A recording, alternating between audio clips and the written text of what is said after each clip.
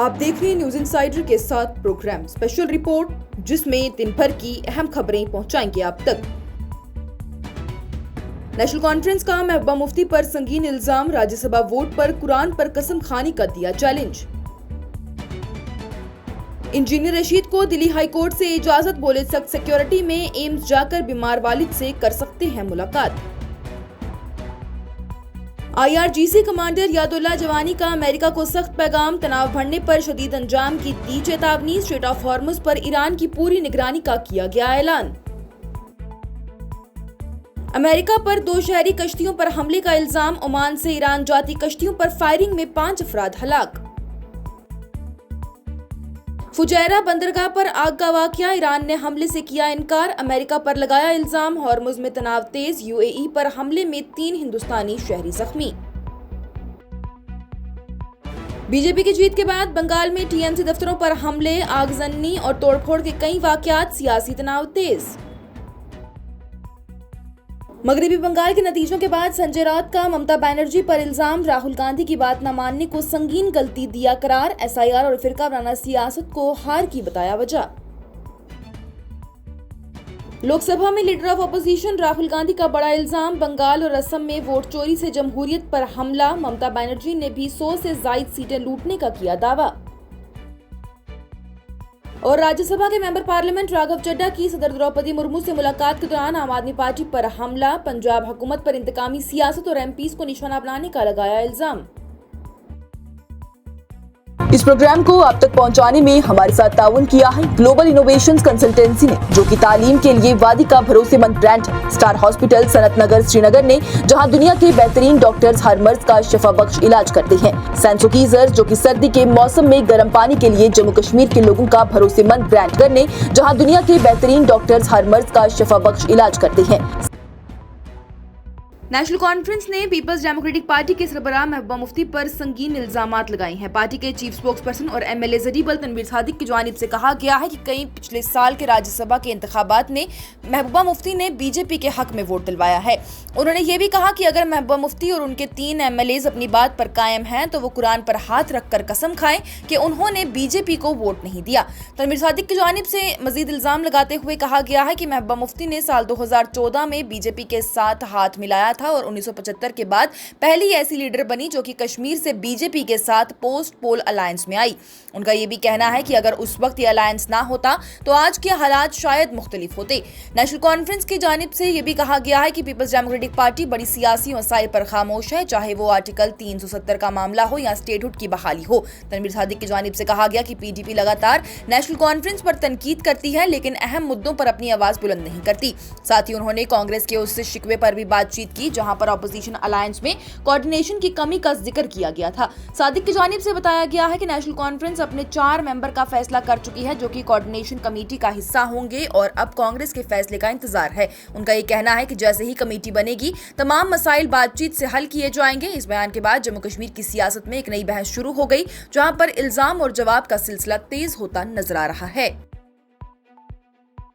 Delhi high court ने आज एक अहम फैसला देते हुए कैद में बंद मेंबर पार्लियामेंट इंजीनियर रशीद को इंसानी बुनियादों पर अपने बीमार वालिद से मिलने की इजाजत दे दी है। अदालत का ये कहना है कि उन्हें all India institute of medical science यानी एम्स ले जाया जा सकता है, लेकिन सख्त पुलिस हिफाजत के साथ। कोर्ट ने यह भी वाजे कर दिया कि ये मुलाकात सिर्फ मुअय्यन वक्त के लिए होगी और पूरी तरह निगरानी में रखी जाएगी। इंजीनियर रशीद इस वक्त जुडिशियल कस्टडी में है और उन्होंने अदालत से दरख्वास्त की है कि उन्हें अपने वालिद से मिलने दिया जाए, जो कि एम्स में इलाज के लिए दाखिल हैं और उनकी सेहत नाजुक बताई जा रही है। दरख्वास्त में कहा गया है कि वालिद की हालत संगीन है, इसलिए इंसानी हमदर्दी के तहत मुलाकात की इजाजत दी जाए। दिल्ली हाई कोर्ट ने इस मामले की संजीदगी को देखते हुए इजाजत तो दे दी, लेकिन साथ ही सख्त हिदायत दी है कि पूरी सिक्योरिटी का ख्याल रखा जाए और हर कदम पर पुलिस की निगरानी हो। अदालत ने यह भी कहा है कि मुलाकात का पूरा निजाम और वक्त का तयन मुतल्लिका इदारे मिलकर तय करेंगे। इस फैसले को इंसानी बुनियादों पर लिया गया एक अहम फैसला और अहम कदम माना जा रहा है। मशरिक़ वुस्ता की सूरत हाल फिर से गर्म होती नजर आ रही है, जहां पर इस्लामिक रेवोल्यूशनरी गार्ड कॉर्प्स की जानिब से उनके सीनियर कमांडर यादुल्ला जवानी की जानिब से अमेरिका को सख्त पैगाम दिया गया। उनने कहा है कि अगर ईरान के खिलाफ तनाव और बढ़ गया तो इसके नतीजे अमेरिका के लिए निहायत ही संगीन होंगे। उनका ये भी कहना है कि अमेरिका अपनी पूरी फौजी ताकत जरूर दिखाएगा, लेकिन आखिरकार उसे ईरान के हाथों शिकस्त होगी। यादुल्ला जवानी की जानिब से मजीद कहा गया है कि अमेरिका के सदर डोनाल्ड ट्रंप किसी भी सूरत हाल को 28 फरवरी से पहले वाली सूरत में वापस नहीं ले जा सकते। उन्होंने एक और अहम बात करते हुए कहा कि जो भी जहाज स्ट्रेट ऑफ हॉर्मुज से गुजरना चाहता है उसे ईरान की फौज से इजाजत लेनी होगी, वरना उसे सख्ती से रोका जाएगा। उनका यह भी कहना है कि जो भी दुश्मनाना ताल्लुक रखने वाले जहाज इस रास्ते से गुजरने की कोशिश करेंगे उनका फैसला कौन मुकाबला किया जाएगा। कमांडर ने यह भी दावा किया है कि अमेरिका और इसराइल अपने किसी भी मकसद में कामयाब नहीं हो पाए जो कि उन्होंने ईरान के खिलाफ जंग के दौरान तय किए थे। उन्होंने कहा है कि इन मकसदों में ईरान के न्यूक्लियर और मिसाइल निजाम को तबाह करना, एक्सिस ऑफ रेजिस्टेंस को खत्म करना और हुकूमत गिराना और पूरे इलाके पर कब्जा करना शामिल था, लेकिन इनमें से कोई भी मकसद हासिल ना हो सका। उनका यह भी कहना है कि इस वक्त सबसे बड़ा चैलेंज ये है कि अमेरिका स्ट्रेट ऑफ हॉर्मुज को खोल नहीं पा रहा। कमांडर की जानिब से बताया गया कि 40 दिन तक चलने वाली जंग के दौरान अमेरिका ने हर मुमकिन कोशिश की, हता के अपने यूरोपियन साथियों से भी मदद मांगी, लेकिन कामयाबी हासिल ना हो सकी।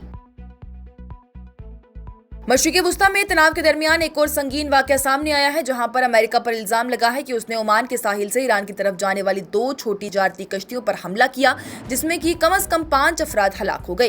तंजीम न्यूज एजेंसी ने एक फौजी जराये का हवाले से ये खबर दे दी है और कहा है कि ये कश्तियां आम शहरियों का सामान लेकर जा रही थी। जराये की जानिब से अमेरिका के उस दावे को भी रद्द कर दिया गया कि उसने इस्लामिक रेवोल्यूशनरी गार्ड कॉर्प्स की स्पीड बोट्स को निशाना बनाया। उनका कहना है कि असल में अमेरिका ने खुला जुर्म का मुजाहिरा करते हुए गैर फौजी कश्तियों पर फायरिंग की है। तफसीलात के मुताबिक ये कश्तियां ओमान के शहर खसाब से रवाना होकर ईरान की तरफ जा रही थी जब उन पर हमला हुआ और 5 मुसाफिर जान से हाथ धो बैठे। जराये ने यह भी कहा कि इस वाक़े की तहकीकात के लिए मकामी जराये से मालूमात ली गई, जहां से तस्दीक हुई है कि कोई भी IRGC की फौजी कश्ती निशाना नहीं बनी थी। उन्होंने जोर दिया है कि इस हमले के लिए अमेरिका को जिम्मेदार ठहराया जाना चाहिए। उनका यह भी कहना है कि अमेरिका ने यह कदम जल्दबाजी और घबराहट में उठाया है क्योंकि ईरान ने पहले ही पर्शियन गल्फ और स्ट्रेट ऑफ हॉर्मुज में दुश्मनाना कश्तियों को सख्त तनबीह दी हुई है।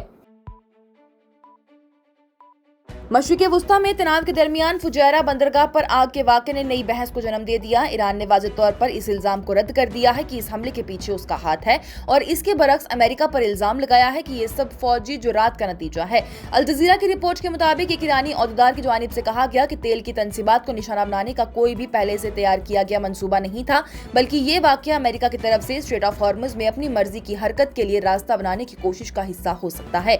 इसी दरमियान ईरान के वज़ीर ख़ारजा सैयद अब्बास अराग़ची बीजिंग का दौरा कर रही हैं, जहां वो चीन के रहनुमाओं के साथ 2 तरफा ताल्लुकात और इलाकाई सूरत हाल पर बातचीत करेंगे।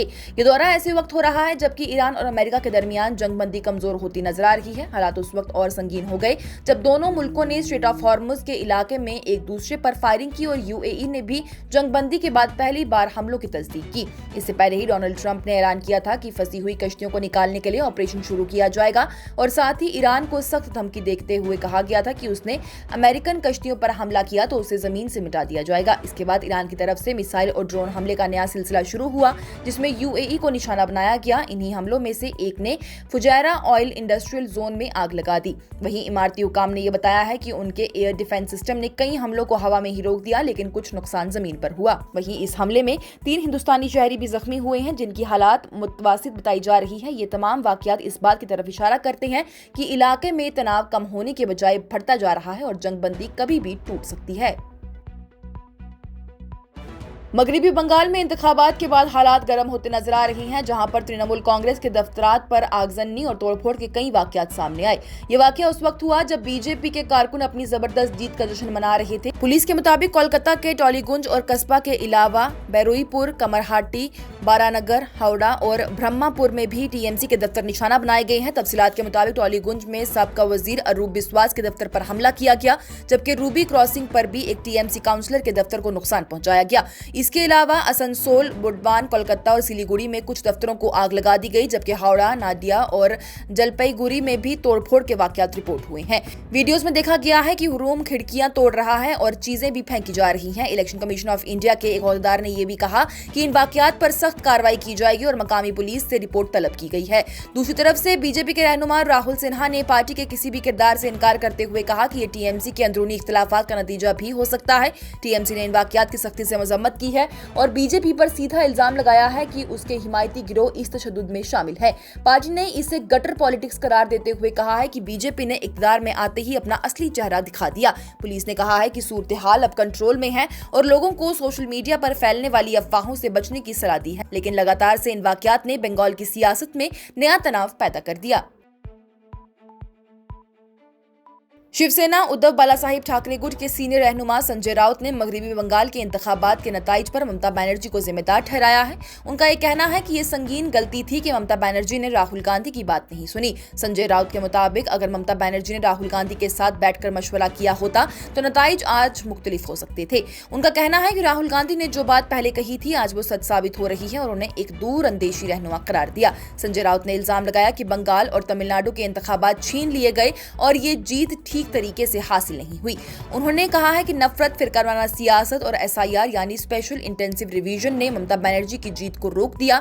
उनका कहना था कि वोटर लिस्ट से तकरीबन 92 लाख नाम हटाए गए, जिसके नतीजे पर असर पड़ा है। वहीं साथ ही उन्होंने ये भी दावा किया कि सेंट्रल पैरामिलिट्री फोर्सेस ने भी बीजेपी के लिए मदद का किरदार अदा किया। राउत की जानिब से बीजेपी पर इल्जाम लगाया गया कि उसने इलेक्शन कमीशन के साथ मिलकर TMC को हराया है। उन्होंने कहा है कि ये जीत ठीक तरीके से हासिल नहीं हुई है और इसे सियासी तौर पर चैलेंज किया जाना चाहिए। वहीं संजय राउत ने यह भी कहा कि चाहे बीजेपी बंगाल या असम जीत जाए, लेकिन मुल्क चलाना आसान नहीं है, क्योंकि आज भी बेरोजगारी, महंगाई और बुनियादी मसाइल जैसे गैस सिलेंडर की कीमत आम लोगों के लिए बड़ी मुश्किल बनी हुई है। अपने बयान में संजय राउत ने यह भी पेशनगोई की है कि जो हाल कभी इंदिरा गांधी का हुआ था वैसे ही आज चलकर नरेंद्र मोदी और बीजेपी का भी होगा। वहीं उन्होंने ये भी कहा है कि यह NDA के लिए इंतहा की शुरुआत है। वहीं दूसरी तरफ से रोहित पवार ने भी अपना रद्द-ए-अमल देते हुए कहा कि तमिलनाडु और बंगाल में एंटी इनकम्बेंसी यानी हुकूमत के खिलाफ नाराजगी से ही इंडिया गठबंधन की पार्टीज को नुकसान पहुंचाया गया। हिंदुस्तान की सियासत में एक और बड़ी बहस उस वक्त तेज हो गई जब लोकसभा में leader of opposition Rahul Gandhi ने अपनी ही पार्टी के कुछ नेताओं को वेस्ट बंगाल के नतीजे पर खुशी जताने पर तनकीद का निशाना बनाया। उन्होंने सोशल मीडिया पर बयान देते हुए कहा कि तृणमूल कांग्रेस की हार पर खुश होना छोटी सियासत है, जबकि असल मसला मुल्क की जमहूरियत का है। राहुल गांधी ने इल्जाम लगाया कि असम और बंगाल दोनों ही जगहों पर वोट की चोरी हुई है और ये बीजेपी की तरफ से जमहूरियत को कमजोर करने की तरफ एक बड़ा कदम है। उन्होंने कहा कि सभी सियासी जमातों को आपस के इख्तिलाफात भूलकर एक साथ खड़े होना चाहिए, क्योंकि ये सिर्फ किसी एक पार्टी का नहीं बल्कि पूरे मुल्क का मसला है। राहुल गांधी ने यह भी कहा कि वो ममता बनर्जी की बात से इत्तेफाक रखते हैं, जहां उन्होंने दावा किया है कि बंगाल में 100 से ज्यादा सीटें छीन ली गई। दूसरी तरफ से ममता बनर्जी ने भी सख्त अल्फाज इस्तेमाल करते हुए बीजेपी पर इल्जाम लगाया है। उन्होंने 100 से ज्यादा सीटें लूट ली हैं और इलेक्शन कमीशन ऑफ इंडिया को बीजेपी का कमीशन करार दिया है। साथ ही कहा कि उन्होंने इस सिलसिले में इलेक्शन अफसरान से शिकायत भी की, लेकिन कोई कार्रवाई नहीं हुई। ममता बनर्जी ने इस जीत को गैर इखलाकी और गैर कानूनी बताया है और कहा है कि सेंट्रल फोर्सेस वजीर आजम और वजीर दाखिला के किरदार पर भी सवाल उठाते हैं। साथ ही उन्होंने कहा कि TMC वापस मजबूती से उभरेगी। और पंजाब की सियासत में आज एक नया फसाद उभर कर सामने आया, जहां पर राज्यसभा के रकुन राघव चड्ढा ने आम आदमी पार्टी की हुकूमत पर इंतकामी सियासत का संगीन इल्जाम लगाया। उनका ये कहना है कि जो भी MPs हाल ही में पार्टी छोड़कर बीजेपी में शामिल हुए हैं उन्हें निशाना बनाया जा रहा है और रियासती इदारों का गलत इस्तेमाल हो रहा है। राघव चड्ढा ने अपने 3 साथियों के साथ ही द्रौपदी मुर्मू से मुलाकात की है और उन्हें दरख्वास्त दी है, जिसमें कि ये इल्जाम लगाया गया कि उनके खिलाफ सियासी बुनियादों पर दबाव और हरासानी की जा रही है। मीडिया से बातचीत करते हुए राघव चड्ढा ने कहा कि जब तक वो पार्टी में थे और फरमाबरदार थे तब तक उन्हें शरीफ कहा जाता था, लेकिन जैसे ही उन्होंने अपनी राय का इजहार किया और पार्टी छोड़ दी तो उन्हें बदनाम करना शुरू कर दिया गया। उन्होंने कहा कि 24 अप्रैल 2026 को आम आदमी पार्टी छोड़ने के बाद उनके साथियों के खिलाफ लगातार कार्रवाई हो रही है। मिसाल के तौर पर उन्होंने दावा किया है कि मशहूर क्रिकेटर और MP हरभजन सिंह के घर के बाहर गद्दार लिखा गया, पत्थर फेंके गए, उनके खानदान के खिलाफ नारे लगाए गए। इसी तरह से MP राजेंद्र गुप्ता के फैक्ट्री ऑपरेशन को निशाना बनाया गया, जहां पर पानी की सप्लाई बंद कर दी गई और पॉल्यूशन बोर्ड के जरिए ही रेड करके बंद करने की कोशिश की गई।